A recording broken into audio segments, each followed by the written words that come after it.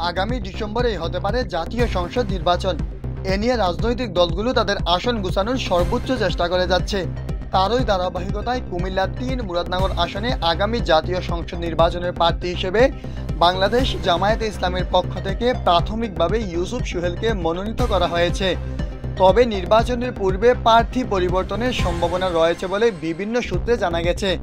আসন্ন নির্বাচনে কুমিল্লা-৩ মুরাদনগর আসনে জামায়াতে ইসলামের প্রার্থী কে হবেন তা নিয়ে রাজনৈতিক মহলে এখনও উত্তপ্ত আলোচনা চলছে। গুঞ্জন রয়েছে জামায়াতে ইসলামের পক্ষ থেকে এবার বিশিষ্ট ইসলামী বক্তা মিজানুর রহমান আজহারীকে নির্বাচনের প্রার্থী করা হতে পারে।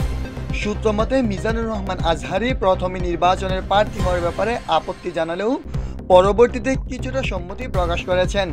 এছাড়াও এই আসনে প্রার্থী হওয়ার সম্ভাব্য তালিকা রয়েছেন উপজেলা জামায়াতে ইসলামীর আমির মাওলানা আবু নসর ইলিয়াস। স্থানীয় রাজনৈতিক মহল এবং ভোটারদের মধ্যে এই প্রার্থী পরিবর্তনের সম্ভাবনা নিয়ে ব্যাপক আলোচনা হচ্ছে। এদিকে ইউসুফ সোহেলের মনোনয়নের বিষয়ে জামায়াতে ইসলামীর স্থানীয় নেতাকর্মীরা ইতিবাচক প্রতিক্রিয়া জানিয়েছেন। তবে চূড়ান্ত সিদ্ধান্ত এখনও নেওয়া হয়নি বলে জানা গেছে। নির্বাচনের পূর্ব মুহূর্তে প্রার্থী তালিকায় চূড়ান্ত কোনো পরিবর্তন আসতে পারে কিনা তা নিয়ে চলছে নানা জল্পনা কল্পনা। মিজানুর রহমান আজহারীর প্রার্থী হওয়ার সম্ভাবনা নিয়ে স্থানীয়ভাবে ব্যাপক আলোচনা হচ্ছে। তিনি একজন বিশিষ্ট ইসলামী বক্তা হিসেবে দেশব্যাপী ব্যাপক জনপ্রিয়তা অর্জন করেছেন। তিনি প্রার্থী হলে জামায়াতে ইসলামীর ভোটার সমর্থন বাড়তে পারে বলে মনে করছেন অনেক বিশ্লেষক, যদিও তার নির্বাচনে অংশগ্রহণের বিষয়টি এখনও অনিশ্চিত।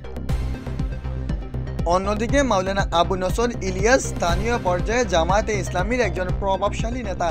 তিনি দীর্ঘদিন ধরে এই আসনে দলীয় কার্যক্রম পরিচালনা করছেন। ঠিক কবে জামায়াতে ইসলামীর প্রার্থী তালিকা চূড়ান্ত করবে তা এখনও অনিশ্চিত। আসন্ন দিনগুলোতে এই আসনে জামায়াতে ইসলামীর চূড়ান্ত প্রার্থী কে হবেন, সকলের নজর সেদিকেই। মাজহারুল ইসলাম নাঈম, বিকল্প টাইমস, মুরাদনগর।